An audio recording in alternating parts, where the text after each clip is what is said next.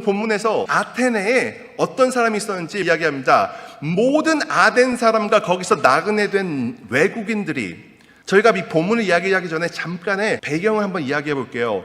이 일이 있은 이유는 알렉산더 대왕이 유럽 전역을 정복하면서 많은 도시국가들이 무너졌어요. 그러면서 커다란 울타리 안에 그들이 알게 된 정보들이 있었죠. 아테네에 가면 최신 문물을 배울 수 있다. 그래서 그들은 아테네로 다 모였어요.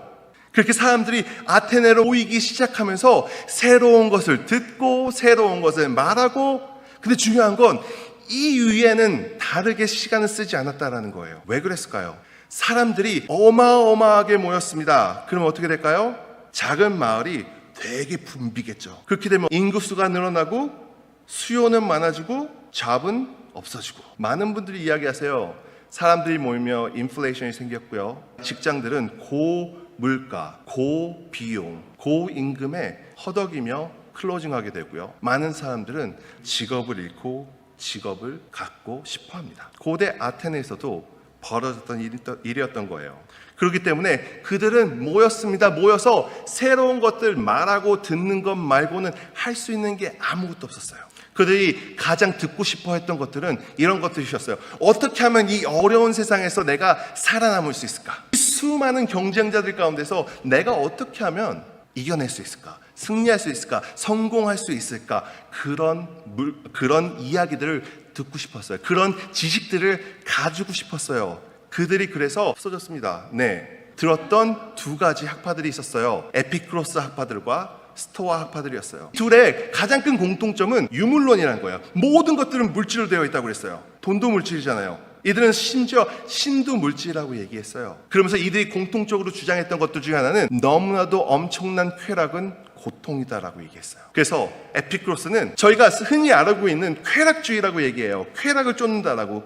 하지만 이들은 쾌락은 나에게 고통만을 주기 때문에 절제된 쾌락을 가지라고 했어요. 저희가 요즘 흔히 얘기하는 소확행, 소소하지만 확실한 행복, 이런 것들을 찾으라고 했던 거예요. 스토아 사람들은 쾌락의 끝은 고통이니까 참아. 너의 내면의 이 힘으로, 이 덕이라는 것으로 너는 참을 수 있어 라고 얘기했어요. 그러면서 순리에 순응하면서 살라고 했어요. 희망이라고는 아무것도 없던 젊은이들에게 혹하는 말들이 아니었을까 싶습니다. 하지만 그럼에도 불구하고 그들의 마음속에는 여전히 공허함만이 가득했어요. 공허함이 가득한 그들의 마음을 누가 채웠을까요? 본문을 이야기합니다. 사도 바울이 아덴에서 그들을 기다리다가 그 성에 우상이 가득한 것을 보고 마음에 격분하여 공허한 마음들을 우상들이 채워가기 시작했습니다. 어떻게 우상들이 채워가는지는 한번 이야기해 보도록 하겠습니다. 공허한 마음들이 이방인들, 흔히 저희가 생각하는 이방인들의 마음만 채웠던 건 아니에요.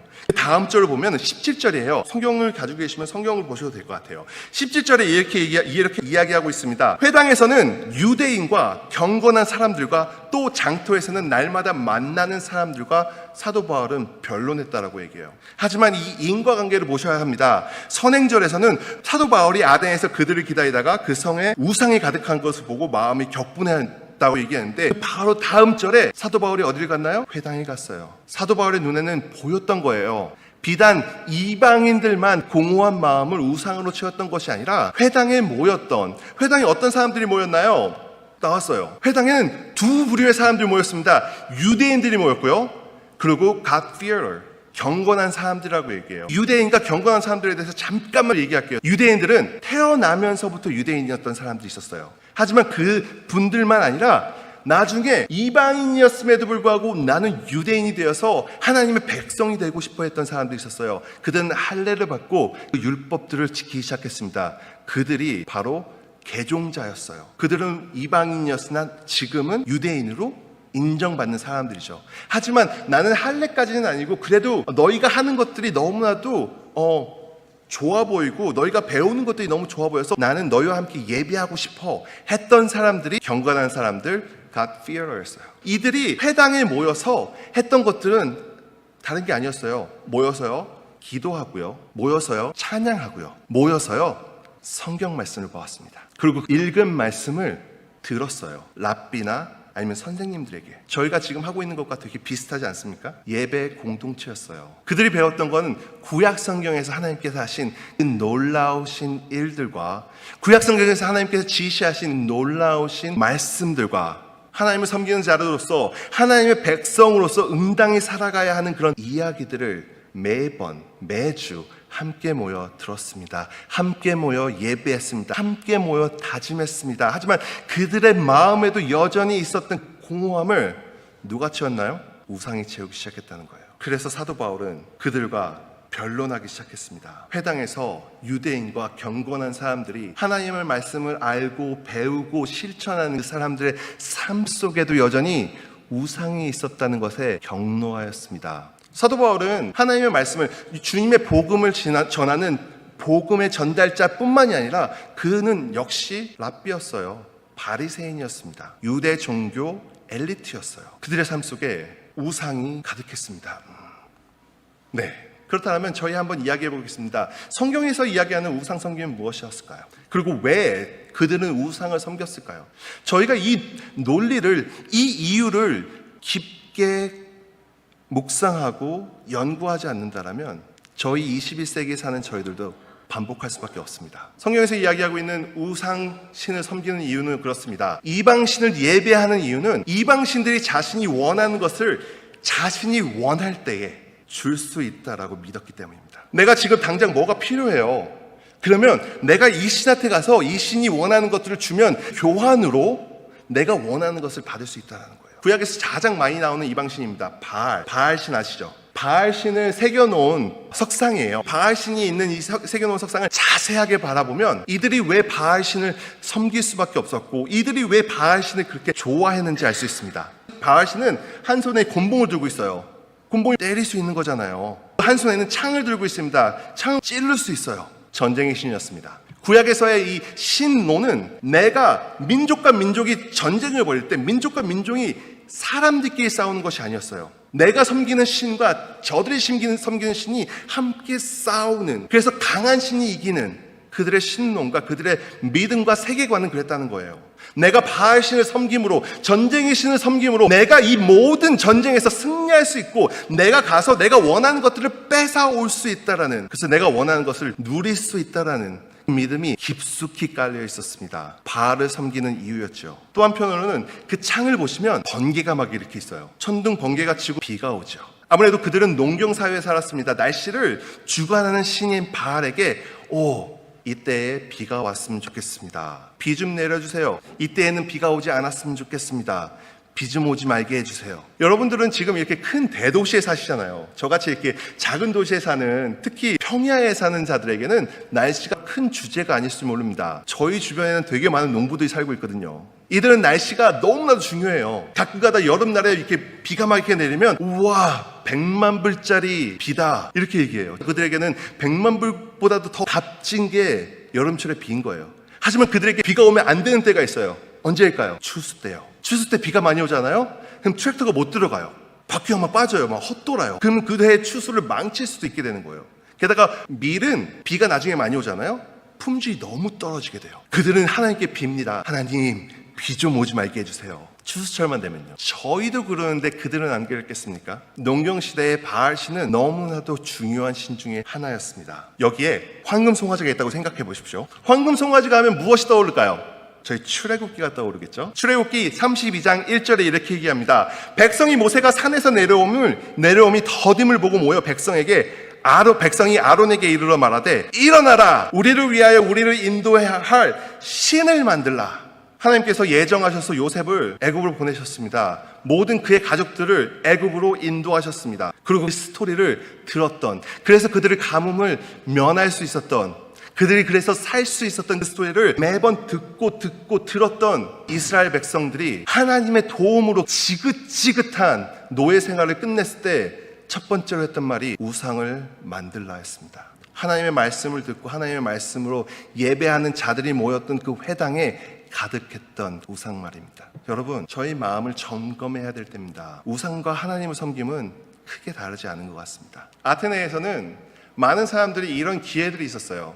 여러분 그리스 로마 신화를 아십니까? 그리스 로마 신화를 보면 신들이 인간의 섬김을 받기 위해서 인간에게 필요하는 것들을 주고 인간들이 자신을 섬기게 합니다. 제우스를 볼까요? 제우스를 보면 제우스를 섬기게 되면 뭐가 따라올까요? 바알신과 비슷한 그런 전쟁과 그런 농경사회와 나옵니다. 헤라를 따라가면, 포세이돈을 따라가면, 아테네를 따라가면 그들의 신당에서 예배만 하기만 하면 자신이 원하는 것들을 얻을 수 있는 거예요. 너무나도 편리하지 않습니까? 최신의 문물들로 들어서 나의 마음을 다스리고 내가 원하는 것이 있으면 이방신에게 가서 절하면 되는 거예요. 예배하면 되는 거예요. 그럼 내가 원하는 것을 받을 수 있는 거예요. 내가 원하는 때에 내가 원하는 것들을. 얼마 전에 이런 서베이를 하나 봤어요. 사람들이 삶이나 직업 가운데 가장 가지고 싶으나 갖지 못하거나 유지할 수 없는 10가지에 대해서 이야기하는 거예요. 크리스천 말고요. 그냥 일반 사람들이요. 이 시대 사람들이, 이 시대 젊은이들이 무엇을 갖고 싶고 무엇을 원하나 봤더니 되게 많은 것들이 물질적인 것들이 아니더라고요. 행복, 돈, 자유, 평화, 기쁨, 삶에서의 밸런스, 성취감, 이 모든 것들을 아는 거예요. 내가 필요로 하지만 쉽게 가질 수 없고 가졌다고 해서 항상 있는 것이 아니다라는 이들의 마음에 공허함이 찾아들기 시작했습니다. 이들의 마음에 이런 것들을 어떻게 하면 얻을 수 있을지 찾아가기 시작했습니다. 많은 자들이 여전히 모습만 다를 뿐 똑같이 행동들을 반복해서 살아가고 있는 것입니다. 얼마 전에 제가 큐바로 선교여행을 갔다 왔어요. 혹시 큐바에 있는 산테리아라고 들어보셨나요? 이들이 15세기에 스페인이 이 큐바를 침략하면서 부족했던 그런 노동력들을 공급하려고 아프리카에서 사람들을 데리고 왔어요. 근데 이들이 다른 나라를 정복했던 것들은 그 나라의 물건을 뺏어오는 것뿐만이 아니라 그리스도교, 카톨릭을 전파하는 거였어요. 하지만 이들이 데리고 왔던 이 아프리카에서 데리고 왔던 이 노예들이 자신의 풍습들을 바꾸지 못하자 풍습들과 기독교가 합쳐져 버렸어요. 여러분들이 잘 보이진 않으시겠지만 제가 한번 확대해 보겠습니다. 확대를 해보면 마리아가요 흑인이에요. 그리고 예수를 안고 있어요. 왜 그럴까요? 흔히 얘기하는 저들이 흑인이었기 때문에 마리아를 흑인으로 만들고 싶었겠다. 아니에요. 이는 그들이 섬기고 있던 치유해주는 신이었어요. 그 치유해주는 신을 성당에 있는 물건들을 딱 봤는데 야 여기다 예배하면 되겠다. 우리가 치유함이 필요할 때 여기에 이 산당을 지어놓고 아무도 모르게 와서 예배를 하자. 이게 큐바 산트리아의 가장 큰 핵심이었어요. 종교 혼합주의죠. 그러므로 인해서 그들은 자신이 나는 크리스천 캐톨릭 교회에 가서 예배를 드려 하면서 그들의 신앙을 지켰던 거예요. 내가 치유함이 필요할 땐 이 성당, 내가 지혜가 필요할 땐 이 성당, 내 가정의 화목이 필요할 땐 저 성당. 그들은 성당을 돌아다니면서 자기 신들이 만들어 놓은 우상에 절하기 시작했습니다. 여전히도요. 21세기가 들어도 여전히 우상을 섬기면은 전혀 변함이 없다라는 것이에요. 왜냐고요? 우리는 모두 범사에 종교심이 많기 때문이죠. 하나님의 이미지로, 하나님의 형상으로 지음받은 온 세계의 수많은 사람들이 어떻게 해서든 자신의 부족함과 결핍을 영적인 것들과 연결하려는 그런 습성이 있다라는 것이에요. 성경은 또 이렇게 이야기합니다. 성경에서 하고 있는 우상 섬김은 하나님보다 다른 것들을 우선순위에 둔다는 거예요. 여러분들 교회 안에도 이런 것들이 있을까요? 목사님 저는 되게 부끄럽지만 목회라는 하나님의 영광을 위해 살아간다라는, 하나님의 영광을 위해서 일한다라는 그 순간순간들 때문에 하나님을 뒷전에 둘 때가 너무 많은 것 같아요. 부끄럽지만 여러분들께 고백드립니다. 교회에 너무 할 일이 많잖아요. 너무 시간들마다 해야 될 것들이 너무 많잖아요. 하나님 우선순위로 두며 살아가는 성도분 되시기를 간절히 소망합니다. 하나님을 우선순위에 두지 않는 가장 큰 이유들은 이런 것들이 있었어요. 어떤 특정 이방신들이 더 중요하고 더 강하다고 믿었기 때문이고요. 그들이 더 쉽게 다루기 쉽다라고 생각했기 때문입니다. 여러분, 우상을 섬기는 것들은 생각보다 너무나도 쉬운 것 같아요. 내가 하나님보다 다른 것들을 예배하거나 하나님보다 다른 것들을 우선순위로 두는 것이에요. 중요한 것들은 이런 것들을요, 저희만 하는 것이 아니라 저희 자녀들에게 강요하고 있어요. 저희 자녀들에게 가르치고 있어요. 어느 교회를 가든지 마찬가지예요. 나는 이렇게 열심히 교회 생활하는데 왜 내 자녀들은 왜 교회에 없지? 왜 내 손자들은 교회에 없지? 제가 심호하고 있는 교회는 중간이 확 비었어요. 자녀들이 교회를 나오지 않고 있어요. 젊은 가정들은 다른 나라에서 온 가정들 뿐이에요. 왜 이런 일들이 벌어졌을까요? 이방신, 저희는 신이라고 얘기하지만 무언가 다른 것들을 예배하기 시작했던 거예요. 무언가 다른 것들을 하나님보다 우선순위에 두기, 그 결과 저희는 쓰디 쓴 잔을 매일매일 삼키고 있습니다. 여러분, 다시 한번 생각해야 될 때입니다. 무엇을 예배하고 살아가십니까? 무엇을 우선순위에 두고 살아가십니까? 그리고 저희 자녀들에게 어떻게 가르치고 계십니까? 심각해요. 여러분들, 함께 기도하길 바랍니다. 함께 기도하면서 하나님께 지혜 주시기를 간구하길 바랍니다. 가정이 살고 교회가 살고 지역이 살며 지역이 복음화되는 기적을 함께 나누며 살아가시길 소망합니다. 간절히 원합니다. 이들이 하나님을 예배하지 않고 하나님보다 다른 것들을 우선순위에 두는 가장 큰 이유는 나 자신이기 때문이에요. 나 자신이 원하는 것들만 얻고 살아가고 내가 원하는 때에 하나님께 기도해봐요. 안 오잖아요. 하나님께 기도해봐요. 내가 원하는 대로 안 들어주시잖아요. 하며 떠나잖아요. 되게 안타까운 이야기 들었어요. 교회에서 열심히고 신앙심이 두터웠던 친구였어요. 어머니가 갑자기 아프셨어요. 하나님, 우리 어머니 너무 불쌍하게 사셨잖아요. 고쳐주세요. 결국 그 친구는 교회를 떠났어요. 내가 원하는 대로 내가 원하는 때에 하나님께서 응답하지 않으셨다는 거예요. 나 자신이 원하는 것을 얻지 못했다는 거예요. 21세기에 우상 숭배는 별거 없습니다. 여러분, 삶에서 가장 원하시는 게 무엇입니까? 여러분들 삶 속에서 가장 중요하다고 생각하는 것이 무엇입니까? 그리고 어딜 가면 그것들을 얻을 수 있다고 생각하십니까? 무언가 모르는 것이 생겨 답답할 때 가장 먼저 하는 것이 무엇입니까? 사도 바울이 이야기하고 있습니다. 1세기나 21세기나 새겨드려야 할 말씀인 것 같습니다. 내가 두루다니며 너희가 위하는 것들을 보다가 알지 못하는 신에게 새긴 단도 보았으니 그런즉 너희가 알지 못하고 위하는 그것들을 내가 너에게 알게 하리라. 알지 못하고 가질 수 없고 확실치 않은 것들에게 여러분들의 인생을 투자하고 계시지 않습니까? 그것들을 위해 여러분들의 모든 것들을 투자하고 계시지 않습니까? 그 우상이 만연한 가운데 사도 바울은 외칩니다. 우주와 만물을 지으신 하나님께서는 천지의 주제시니 그 손으로 모든 것들을 지으셨다라고 얘기합니다.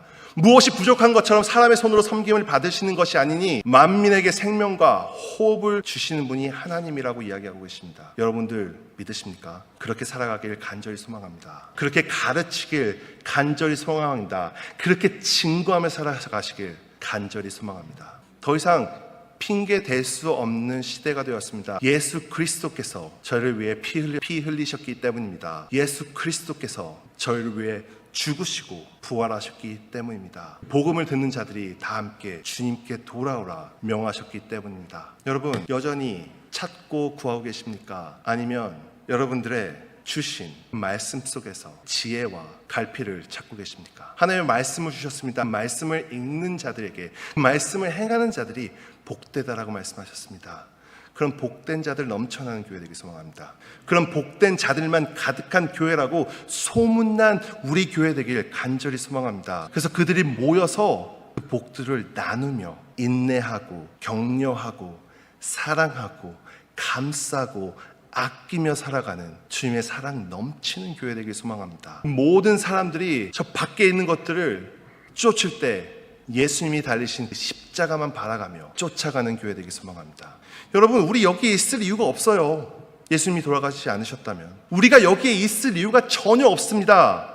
주일 오후에 모여서 함께 예배드릴 이유가 전혀 없어요. 하나님께서 주신, 예수님을 통해 주신 생명이 여러분들 삶 속에서 주관하여서 여러분들의 삶들을 이끌어 나가지 않는다라고 믿는다라면 여기 있을 필요가 없으세요. 복음으로 살아가시길 소망합니다. 우상이 만연했던 그때에 복음을 듣고 반응했던 자들이 있었습니다. 그런 자들 넘쳐나가는 그런 교회 되기 소망합니다. 시편과 로마서의 말씀으로 말씀을 마무리하려 합니다. 여호와는 나의 목자시니 내게 부족함이 없으리로다. 그가 나를 푸른 풀밭에 누이시며 쉴 만한 물가로 인도하시는도다. 여러분들에게 부족함이 많으십니까? 목자에게 집중하십시오. 목자만 따라가십시오. 그분의 목소리만 듣길 간절히 소망합니다. 이 세상에서 로마서에서 사도 바울이 이야기합니다. 형제들아, 내가 하나님의 모든 자비하심으로 너에게 권하노니 너의 몸을 하나님이 기뻐하시는 거룩한 산 제물로 드리라. 이는 너희가 드릴 영적 예배니라. 하나님을 예배함에 있어 하나님께 얻기 위해 예배하지 마십시오. 저희는 벌써 다 얻었습니다. 예수님께서는 벌써 다 주셨습니다. 저의 삶을 하나님께 드리는 거룩한 산제물을 드리는 영적 예배가 넘쳐나는 교회 되기 소망합니다. 너희는 이 세대를 본받지 말고 오직 마음을 새롭게 함으로 변화를 받아 하나님의 선하시고 기뻐하시고 온전하신 뜻이 무엇인지를 분별하도록 하라. 여러분들, 이 세상의 수많은 거짓들과 예수님의 그 말씀을 믿었습니다. 몇 사람이 모여 있습니다. 이 몇 사람이 하나님께서 찾으시는 거룩한 예비자 되기를 간절히 소망합니다.